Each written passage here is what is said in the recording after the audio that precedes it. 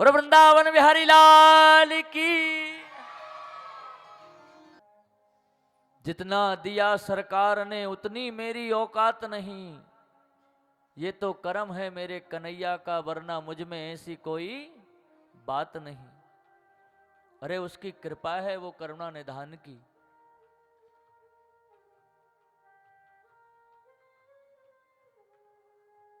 मेरा आपकी कृपा से सब काम हो रहा है, ये केवल कहने की बात नहीं है। आज भरत जी महाराज जा रहे हैं, कुछ भीलों ने देख लिया, भगवती काली को एक बलि देना था, पकड़ के भरत जी महाराज को ले गए। बोले भैया कहाँ ले जा रहे हो? बोले आपको सुंदर भोजन भंडारे कराने ले जा रहे हैं। भरत जी ने कहा चलो, भूख भी लग रही है। भरत जी महाराज पहुंच गए उनके साथ, देखा तो उनको बढ़िया सुंदर नहला रहे हैं, धुला रहे हैं, तिलक छापे कर रहे हैं। बोले क्या है? अब तलवार निकाल ली बड़ी सी भद्रकाली के सामने।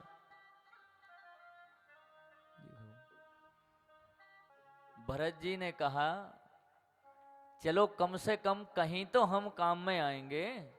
अरे इसी काम में आ जाए, यही बड़ी कृपा है भगवती की।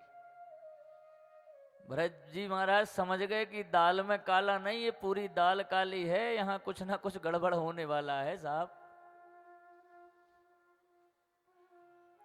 भरत जी महाराज की बलि चढ़ाने लगे तो भद्र का नहीं माना शिशुपाल, भगवान को दुनिया भर की गाली सुना रहा है।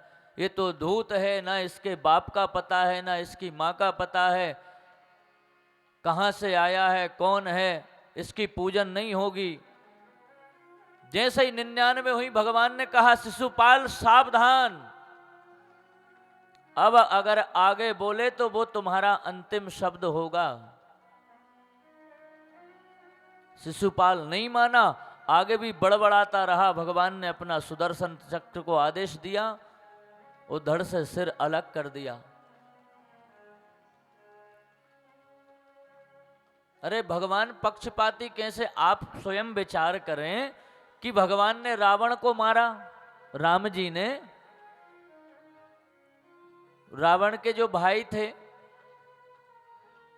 कौन है रावण के भाई? याद है किसी को? नहीं है।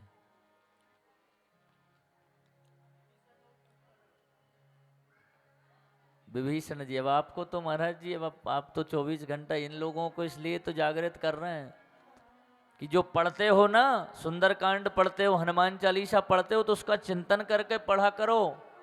जय हनुमान ज्ञान गुण सागर, जय कपीस तिहु लोक उजागर, पढ़ के फ्री हो गए। जामवंत के वचन सुनाए, सुनी हनुमंत हृदय अति भाई। भाई जो पढ़ रहे हैं वो क्या लिखा है उसमें?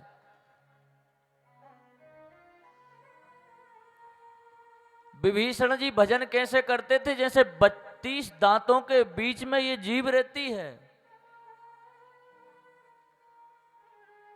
रामायुध अंकृत ग्रह, शोभा वर्णि न जाई, नव तुलसी का वृंद तह देख हरस कपिराय। हनुमान जी ने देख लिया कि भाई ऐसी लंका में इतना बड़ा राक्षस, ये दुष्ट, ये तो भगवान से नफरत करता है, भगवान से द्वेष करता है। इसको पता है कि साक्षात जगत जननी है मां सीता।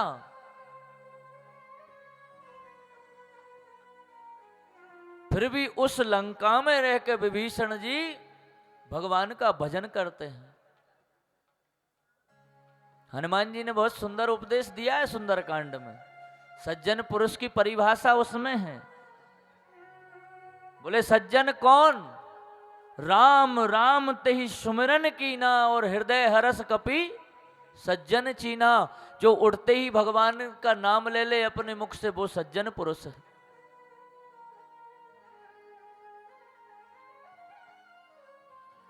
विभीषण जी जब भगवान के दरबार में आ गए ना, तो सब कह रहे हैं, तो भगवान राम जी कह रहे हैं, बोले ये तो विभीषण है, अगर वो रावण अपना अभिमान त्याग कर मेरी शरण में आ जाए तो उसको भी अभय दान दे दूं मैं। तो ये भगवान है, ये करुणा का सागर है गोपाल। बताओ इतना दयालु कोई होगा? अरे जो पूतना भगवान को विष लगा के मारने आई महाराज जी, उस पूतना को भगवान ने मैया यशोदा की गति प्रदान कर दी। इतना दयालु कोई होगा? वो गोपियां कहती हैं कि जरा कन्हैया चोटी पकड़ के ठुमके लगा के दिखाओ। भगवान कहते हैं कि भैया देख गोपी, तेरे यहां दही नहीं बचा, मक्खन नहीं बचा, तो कम से कम हमको छाछ पिलाई दे तू। बोले ऐसे छाछ नहीं मिलेगी, जरा ठुमके लगाओ। तो भगवान चोटी पकड़ के ठुमके लगाते हैं। वहां पर ब्रह्म पूरे ब्रह्मांड में देवी देवता विराजमान है और मैया यशोदा की भी भाग्य की सराहना करते हैं। यहां राजा परीक्षित से सुखदेव जी कहते हैं दर्शन कर लो जरा। गोपियां कोई स्कूल में नहीं गई, कोई कॉलेज नहीं देखा, कभी उठा के कोई पुस्तक नहीं पढ़ी,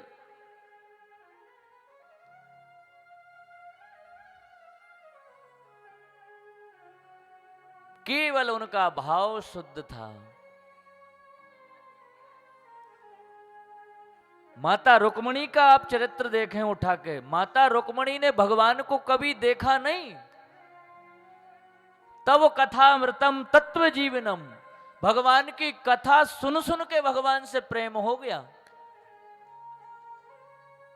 भगवान को कभी देखा नहीं था। आप रुक्मणी विवाह में श्रवण करेंगे, पत्र लिखती हैं रुक्मणी जी भगवान को कि मैं आपको केवल आपकी कथा सुन सुन के आपसे प्रेम करने लगी हूं, कृपा निधान, अगर आप नहीं आए तो मैं मर जाऊंगी। क्या भगवान की कृपा है, देखो आप। हमारी केवल एक कमी है हमारी कि हम सब कुछ कर रहे हैं पर केवल जरा सा हमारा भाव कम पड़ रहा है। जिस दिन हमारा भाव बिल्कुल एकदम निर्मल हो जाएगा, उस दिन गोविंद ऐसी कृपा कर देंगे प्यारे।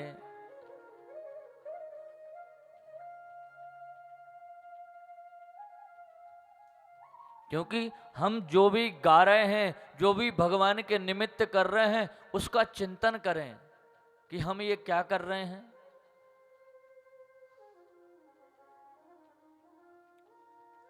हमसे कई माताएं यहीं मंदिर पे ही सर जी पूछती हैं, कई माताएं, पंडित जी हम हनुमान चालीसा तो पढ़ रहे हैं पर पढ़ना चाहिए कि नहीं।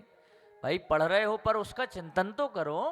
वो हनुमान चालीसा क्या कह रहा है, सुंदरकांड क्या कह रहा है, रामचरितमानस क्या कह रही।